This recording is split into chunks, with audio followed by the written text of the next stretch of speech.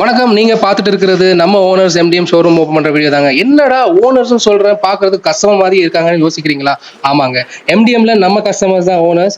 நாட்டுக்கு முதுகெலும்பு எப்படி விவசாயியோ அதே மாதிரி நம்ம எம்டிஎம்க்கு முதுகெலும்பு விவசாயி தான். அதனால அவங்கள கௌரவிக்கிற விதத்துல நம்ம எம்டிஎம் வாடிக்கையாளர்களுக்கு, விவசாயிகளுக்கு நம்ம MD mister Gauri Shankar gold coin கொடுத்து கௌரவிக்கிறாரு. நீங்க ஒரு 8 பேர்த்துக்கு ரெஃபர் பண்ணி வாங்கியிருக்காங்க. ஆமாங்க சார். இப்போ ஒருத்தருக்கு ரெஃபர் பண்றதை எதுக்கு வம்புன்னு யோசிக்கிற இந்த ஒரு காலகட்டத்தில் எப்படி சார் 8 பேர்த்துக்கு நீங்க ரெஃபர் பண்ற அளவுக்கு இங்க என்னென்ன விஷயங்கள் உங்களை அட்ராக்ட் பண்ணி அதை பண்ண வச்சுச்சு சார்?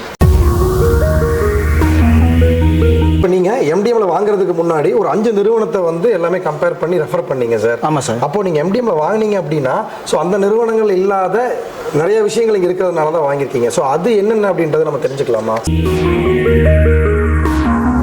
இப்போ நீங்க வேற ஒரு நிறுவனத்துல பால்கறவை இயந்திரம் வாங்கி யூஸ் பண்ணிட்டு இருந்தீங்க.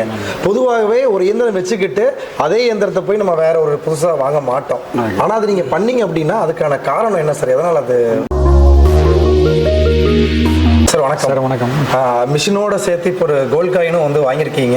சார் எப்படி சார் ஃபீல் பண்றீங்க? சார் மிஷின் வாங்கின மாதிரி இது கோல்டு காயினா ரொம்ப சந்தோஷமா இருக்குதுங்க சார். ஓகே, ரொம்ப திருப்தியா இருக்குங்க. இப்போ நீங்க மிஷின் வாங்குறதுக்கு முன்னாடி நிறைய கம்பெனிகள் எல்லாம் செக் பண்ணிட்டு தான் வாங்குனீங்களா இல்ல டைரக்டா? இல்லைங்க சார், நிறைய கம்பெனி செக் பண்ணேங்க. ஓகே. ரேட்டுக்கு இதுக்கு ரொம்ப குவாலிட்டி அதிகமா இருக்குங்க சார் நம்மளை பொறுத்த வரைக்கும். ஓகே. இன்னொருத்தர் பாத்தீங்கன்னா ரேட்டுக்கு ஸ்பேர் தனியா கொடுக்கறது இல்லைங்க, நம்மளோட இது ஸ்பேரும் கொடுக்குறீங்க. ஸ்பேரோ ஒரு வருஷம் மட்டும் ஆகுது, ஆனா எந்த தொந்தரவும் இல்லை, நீட்டா இருக்குதுங்க சார். நீட்டா ஓடிட்டு இருக்கு, ஒர்க் ஆயிட்டு இருக்கு. ஓகே. ஸோ அதை வாங்கினதுக்கு அப்புறம் உங்களுக்கான சர்வீஸ் இல்ல, அதாவது ரேட்டு கம்மின்னு சொன்னீங்க ஒரு வார்த்தை.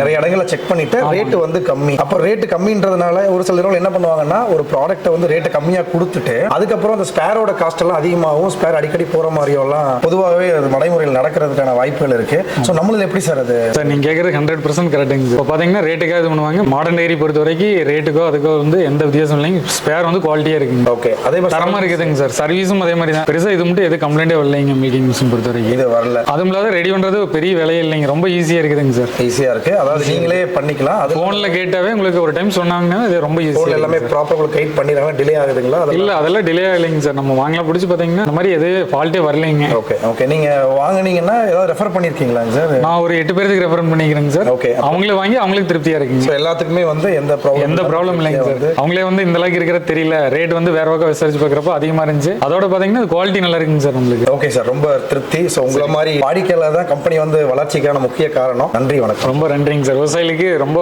ஹெல்ப்ஃபுல்லா பண்ணிட்டீங்க சார். நன்றி சார்.